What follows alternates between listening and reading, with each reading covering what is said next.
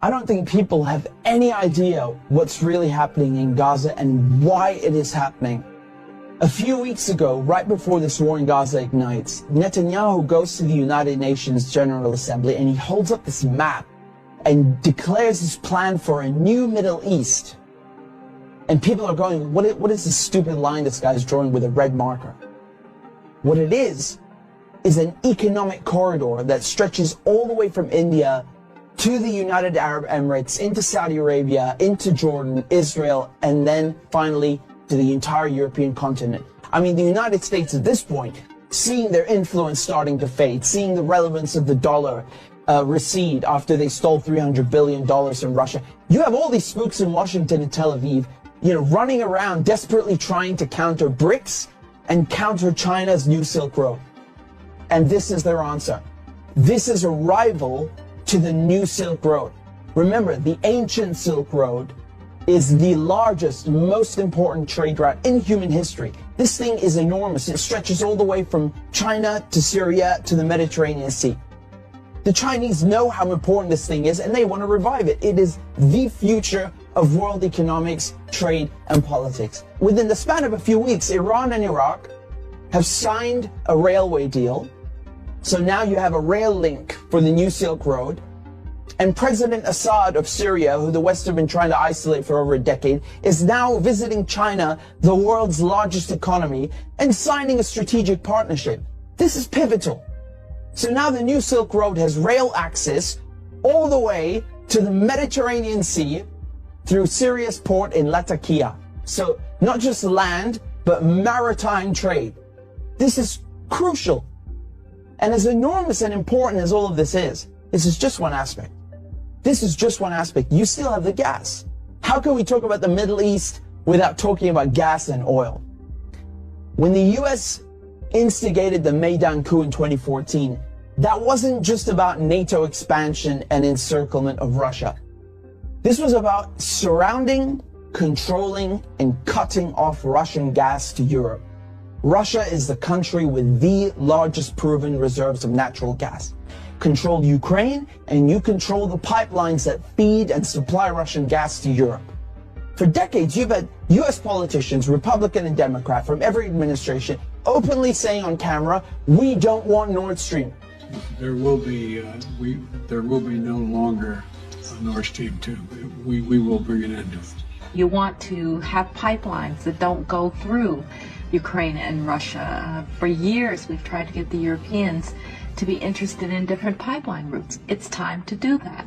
You want to depend more on the North American energy platform, the tremendous bounty of oil and gas that we're finding in North America. Lo and behold, Nord Stream 1 and 2 are blown up.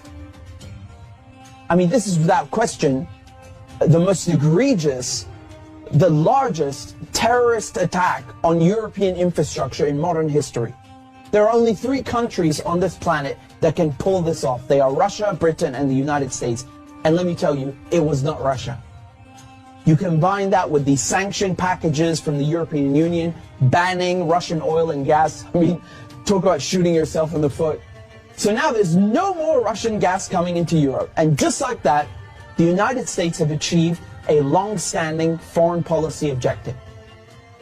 Now, the only other country with enormous gas reserves, the second largest in the world, is Iran. Iran signed the nuclear deal in 2015 and 2016. They're complying in every way imaginable. The IAEA at the UN cannot be happier. And then the United States, the guys who orchestrated the whole deal, go back on their word and they rip it up just like that and reimpose sanctions on Iran. So now Iran is barred from selling its oil and gas to Europe and others. So Russia and Iran, the 2 countries with the largest gas reserves, are out of the picture. Then Israel, all of a sudden, proposed themselves as a solution to the European Union's gas shortages. Take our trilateral energy, for example, that we closed in June with Egypt and Israel. It has played an important role in our strategy to get rid of the Russian fossil fuels. How convenient. How convenient. In 2010, they conduct a geological survey and find this monstrous giant gas field in the Middle East. It's called the Leviathan, and it's in the Mediterranean Sea on the Levantine Basin. That means it's right off the coast of Palestine, Lebanon, Syria. Syria initially declines offers over its gas reserves and simultaneously refuses to lay pipes for a Qatari gas project. What a coincidence! Barely a year later, war breaks out in Syria. And who's funding it? Qatar and Israel and the United States are just some of the parties funding and running this war to overthrow the government in Damascus. Today, the United States control 1/3 of Syria. They control all of Syria's oil fields, and Israel is bombing Syria's most vital port, Latakia, on a regular basis. So they're cutting off all the oil revenue and destroying, crippling any maritime activity, such as trade, such as gas exploration. Another major port on the Levantine coast is in Beirut, which mysteriously explodes in 2020. And so Israel, proposing itself as a solution to Europe's gas shortages, shows up with an FPSO, this enormous gas extraction vessel, and tries stealing gas from Lebanon's Karish gas field. And, you know, this reignites a huge maritime border dispute. And Israel has to go and beg the United States to solve this diplomatically, because Hezbollah said, if you steal 1 cubic inch of our gas, we will fire our missiles on your ship. Now we come to Gaza. Gaza also has its own unexplored gas fields. Gaza is also a concentration camp run by the Israelis, and it's been under siege by Egypt and Israel under naval blockade since 2007. I mean, you can't even fish properly, let alone extract gas. And so now, the Lebanese, the Syrian, the Palestinian ports, they're all out of action, and the only working port left in the coast is the Israeli port on Haifa. I mean, how convenient. This makes Israel the only one able to explore gas and implement an economic corridor like the one that Netanyahu held up at the UN.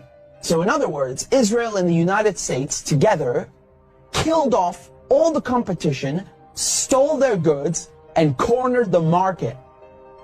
But as winter is approaching, Israel desperately needs to get that gas for Europe. But there's no stability.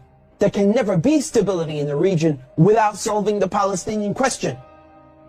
And so when Netanyahu shows up at the UN with his brilliant plan, you know, the Israelis thought, oh, it's a done deal. You know, they'll just get Saudi Arabia to normalize ties and thereby extinguish the Palestinian issue once and for all. And that is precisely why they are in Gaza slaughtering Palestinians like crazy, like they're in berserker mode. You know, Israel has bombed Gaza before, but this surpasses anything we've ever seen, which is truly saying something. I mean, this is unhinged, you know, calling people human animals and massacring them. Israel is just hoping the Palestinians will run away in fear into the desert. They've literally said this. They want to put them in the desert. They want people in Gaza to go to the Sinai desert and push the people in the West Bank into Jordan. This is genocide and ethnic cleansing without question. But it also has economic and geopolitical implications. Hamas and the collective resistance, when they found out about Israel's plan and Saudi Arabia's wishes to normalize ties with Israel, which would destroy any hope of a Palestinian state, I mean, this forced their hand. It became clear they needed to act and respond immediately, lest Palestine be lost forever.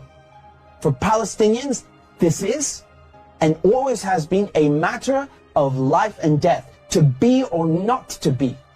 Either the resistance axis and the global south expel the American and Israeli colonizers from the Middle East, or Israel and the United States will continue occupying the region, choking off the new Silk Road, plundering Syria's oil, and keeping Russian, Iranian, and Arab gas cut off from the world market. This is a decisive moment, and not just for Palestine, because the victors will end up drawing the new map of the world to come.